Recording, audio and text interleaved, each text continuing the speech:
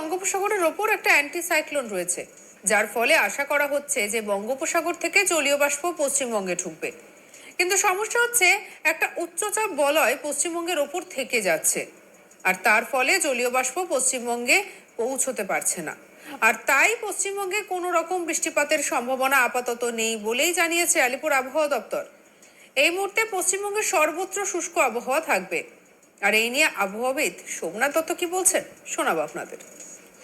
ব্যাপারটা হচ্ছে কি, বে অফ বেঙ্গলে একটা অ্যান্টিসাইক্লোন তো আছেই, ঠিক আছে।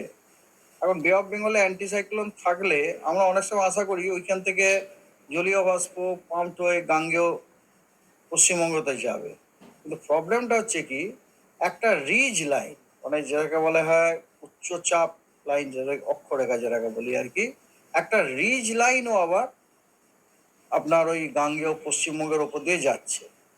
তার ফলে কি হয়েছে, এই যে আপনার জলীয় বাষ্প, এই বে অফ বেঙ্গলের অ্যান্টিসাইক্লোনের জন্য যে জলীয় বাষ্পটা, ওটা আমাদের গাঙ্গেয় পশ্চিমবঙ্গতে পৌঁছতে পারছে না।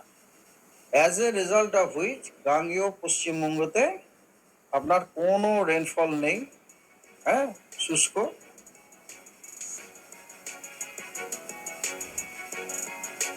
ভোর এবং রাতে হালকা ঠান্ডা ভাব বজায়